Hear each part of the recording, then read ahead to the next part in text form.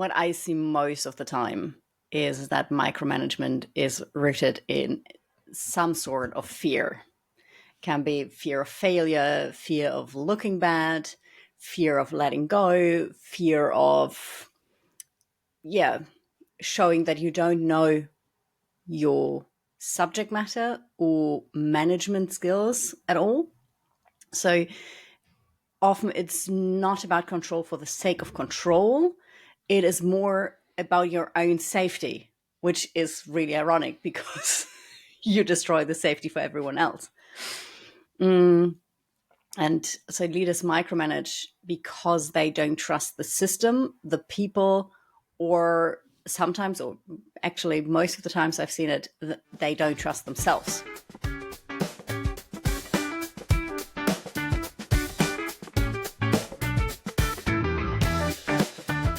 Welcome back to Cultures from Hell. This is the podcast where we shine a light on the workplace challenges that keeps us up at night. I'm Lars, and today we are tackling a pervasive issue that can stifle innovation and destroy team morale. Micromanagement. Oh, we hate it so much. We'll explore why it happens, its devastating impact on psychological safety, and most importantly, how to break free from its grips. I'm thrilled to welcome my co-host and a true expert in company culture, Paulina, co-founder of Culture Co Foundation. Thank you for being here. Thank you, Lars. As always, it's an honor and a big joy to be here. I am so much looking forward to this one. This is I know. my number one thing I hate the most when it comes to workplace. Same. Yeah, you've been my manager. You know it. You have to correct this now, because now people would think that I know this because I micromanaged you and you.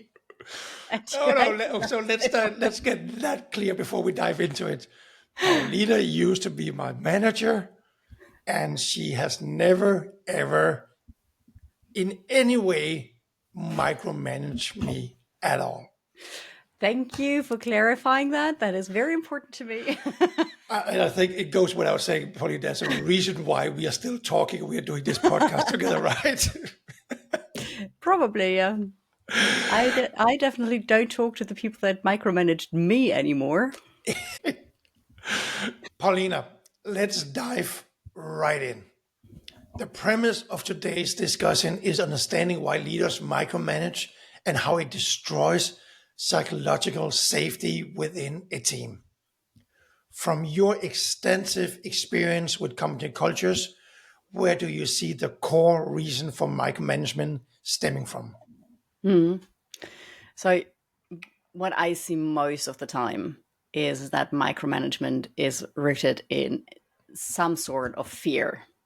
Can be fear of failure, fear of looking bad, fear of letting go, fear of, showing that you don't know your subject matter or management skills at all. So often it's not about control for the sake of control. It is more about your own safety, which is really ironic because you destroy the safety for everyone else. And so leaders micromanage because they don't trust the system, the people, or sometimes, or actually most of the times I've seen it, they don't trust themselves. So they confuse visibility with effectiveness, or control, just being controlling with effectiveness. And I would actually say that it is an emotional coping mechanism that is masquerading as high standards. And I put the high standards in quotation marks for everyone who's just listening, not watching. That's a crucial point. So you touched on fear, and it seems like a significant driver. Can you elaborate on how a leader's own fear or anxieties might manifest as micromanagement, even when their intentions might be good? Absolutely. So most micromanagers that I've met in the past and that I currently meet, they don't want to be controlling. They are just afraid of being blindsided or, just letting go. So they are very often, what I see is that they are high performers that are getting promoted into leadership positions without any real support. So instead of learning how to coach, they default to doing things themselves and or controlling all the miniature things, right? So their fear of team failure then becomes a loop. Because if I'm involved in every detail, nothing can go wrong. If everyone does the things the exact same way that I would do them, nothing can go wrong because I know for me that worked. And ironically, obviously, this backfires and the team actually begins to disengage. And let me make this very tangible for you. I have, as I mentioned in the intro, been micromanaged myself, and it was the single worst experience of my career. And trust me, I've had a lot of interesting moments. But so this person that was micromanaging me, so I was in a middle management position, and she was promoted to a director position directly from an IC position with no prior managing experience. So she had never managed a team, not even a single working student before, and then she was supposed to be in charge of an entire sales organization. And obviously, that is a huge jump for somebody. And so there was a lot of pressure for her to perform. And then she saw quickly that there was actually quite little for her to do because we had the head of level below her, which I was part of. And we already had been doing our jobs for a couple of years, and we knew very well how to do our jobs. And we were used to a manager who was very laissez-faire, her predecessor. And so we just continued doing our jobs, reporting to her once a week. But she didn't know the nitty-gritty details of our business model. She didn't know the nitty-gritty details of how our customers work. Then she was in those big management meetings where she was interviewed about all those nitty-gritty details. And because she didn't get them from us voluntarily, or because we didn't think it was necessary, instead of telling us that she needed us to give her more information, she got involved in every minor detail.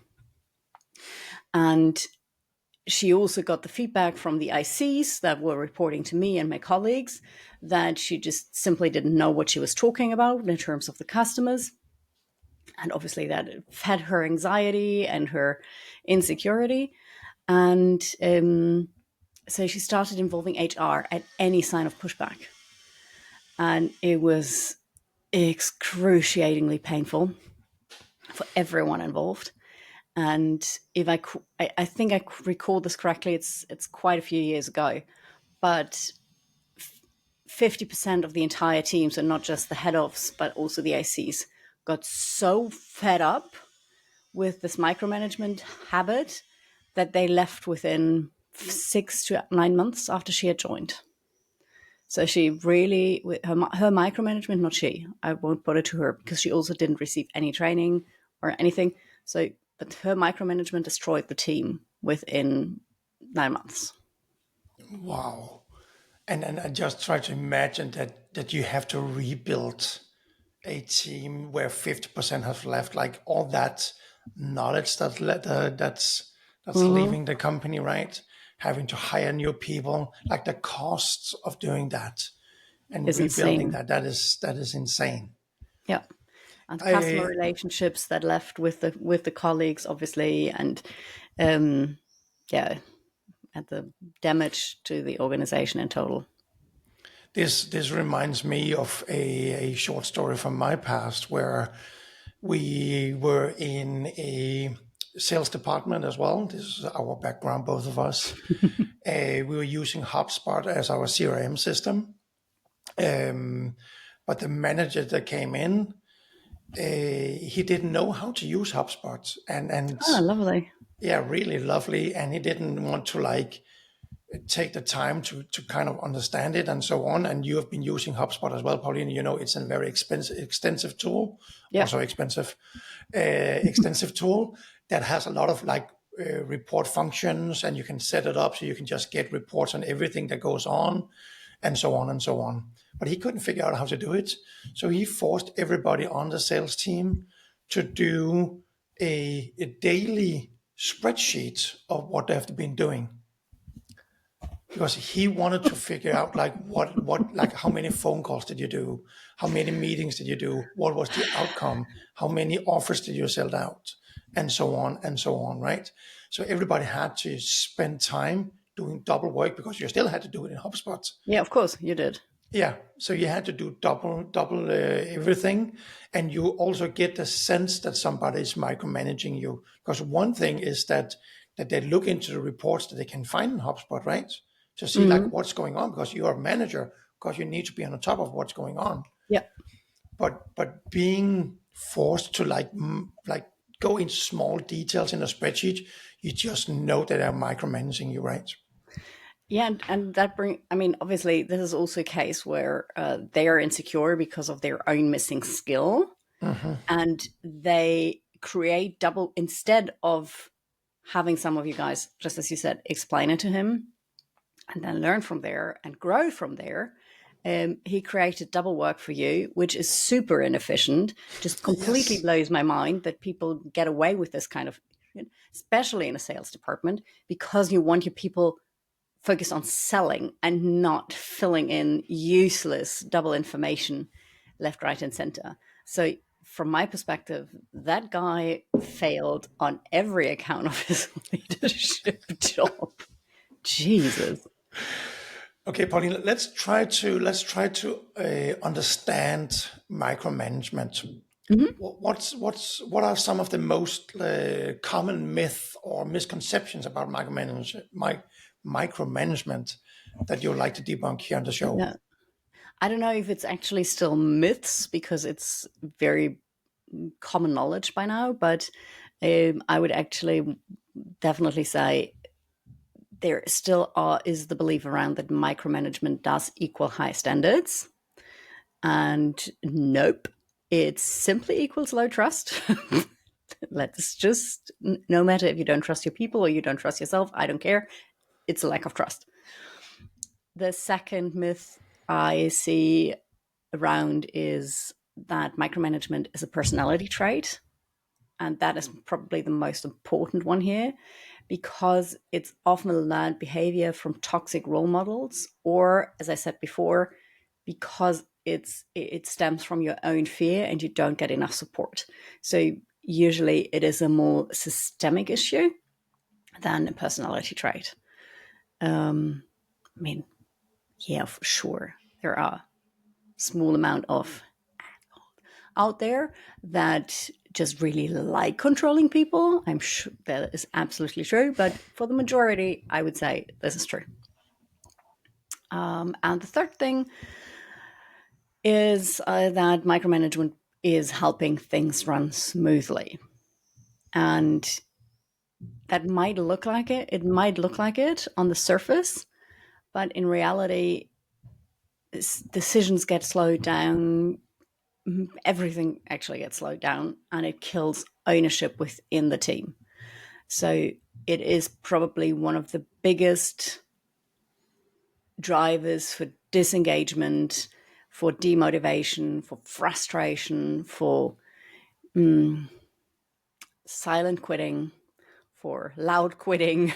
So, yeah. And what are some of the subtle signs that a team is experiencing micromanagement? Well, you can always watch out for hesitation, right? People checking in constantly for small decisions. That's always a really good sign that something's off, that they don't have any ownership, that they need to run everything up the flagpole. also lack of initiative, like nobody is offering to take over additional tasks, or simply going quiet in meetings because micromanagement teams often stop speaking up because they've simply learned it's safer not to do, or just it doesn't get them anywhere. And I've also seen the complete opposite, though, like a weird passive aggressive resistance kind of thing, like missing deadlines or including deliberate tiny mistakes. So those kind of mistakes that won't really harm you, but that might harm your incompetent boss for the level higher up. So I've seen both of those sides, often actually combined. And how does micromanagement directly erode psychological safety? I think it's quite obvious, right? Because people are, it is such an incredible pressure and emotional strain to be micromanaged, and it creates this wait and obey kind of culture. People would stop asking questions, they stop owning problems or solutions. And one employee at one client told me, I don't think at work anymore, I just execute. So they completely leave their own brain at home and just follow Formula A. And that's the death of innovation. I think that's pretty clear. And over time, and that's where the real harm sets in, people will lose belief in their own capabilities. And they can become sick from feeling controlled all the time and from being given the feeling that they can't do anything right because they are not doing it the way their micromanager would have done it. So in my case, with my micromanaging boss, I actually first stopped sleeping because it was so, I constantly had to recheck and double check in my work, and was constantly, and she always had this like dagger hanging over me saying that, I'll bring HR again into our next meeting if you don't obey my orders. And I actually ended up developing an ulcer from being micromanaged. Damn. So it is really an incredibly harmful experience for the psyche for many, many, many employees, not just me, I guess. And thank you for sharing that. That hasn't been fun, right? In Nope. any way, and then it just goes into why, if you are the person that are being micromanaged, you need to speak up. You need to take action on what's going on, because it can have like really hard effects on your whole life. Yeah. Yeah. If you with your experience, if you could sit down with a leader who is unknowingly micromanaging, what are the first three things you would want them to understand? So what I would tell them first is make it very, very clear that they are not helping their team, that they are actually disempowering them. And then I would take it a level further and tell them that they can't scale trust unless they give it first. Because in any work relationship, the trust part, the leader always has to do this bonus level of trust. It has to start with him or her. And without trust in the team, you will not be able to develop constructive conflict among your colleagues. And that in turn, together with other things, is the baseline for delivering on any results and therefore for any success. So if you don't have trust, you don't have constructive conflict. And if you don't have constructive conflict, you can't deliver on results. And if you can't deliver on the results that you're responsible for, you will ultimately lose your own credibility in the company and eventually even your own job. So basically, micromanagement doesn't only hurt my team, it actually hurts myself. And I think when I've seen when managers understand that cycle, that can actually help turn things around. And what's the biggest fear or insecurity you believe drives micromanagement? I would say ultimately it comes down to the fear of being irrelevant. That if they step back, if they don't control everything, they'll lose their value, because they do believe that they provide value to the team and to the company by just having everyone replicate what they were doing successfully. But real leadership isn't about proving your own usefulness every hour. It is actually about unlocking the usefulness of others. And let me be very clear at this point, this is not about not holding people accountable. You know me, Lars, I believe that holding your team accountable and getting them to hold each other accountable is one of the most important tasks of any effective leader. But this has to be based in trust, not in constant control. And if we want to, let's say, like, break the cycle of this, what are some practical steps leaders can take to let go? I think the first step that really, really helps most leaders is to set clear outcomes, not just tasks. So you can, for example, use what I'm always a big fan of, using the framework of SMART goals. So goals that are specific, measurable, attractive, realistic, and time bound. So and if you commit if you commit your team on those SMART goals, then you can, as a second step, use regular check-ins instead of constant hovering. Like, you can implement a routine where your team members update you automatically on the spot status of those projects and those outcomes. So there would be clear ownership, there would be clear responsibilities, there would be clear timelines, etc. And then they would tell you what the status quo is. And another thing that I think is very important is a shared definition of what done means, because that can prevent a lot of the micromanagement drama if both sides have the same understanding of when a task is considered done. Yeah, those are the three things. And if someone, let's turn it around and say, if someone wanted to fail at fostering autonomy, what should they do? Well, that's super easy, because that's usually what micromanagers do. Give vague goals, check every detail, change the scope at the last minute, and bonus points if you tell people, I trust you, but then act like you clearly don't. So, Paulina, for team members who feel stifled, what can they do? Yeah, that's a really good question, because I always like to empower employees as well to try to work on those kind of situations.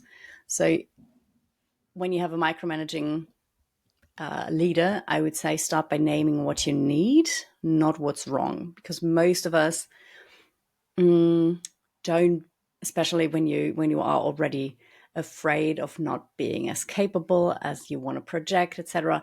Your managers are not going to react really well to open out criticism.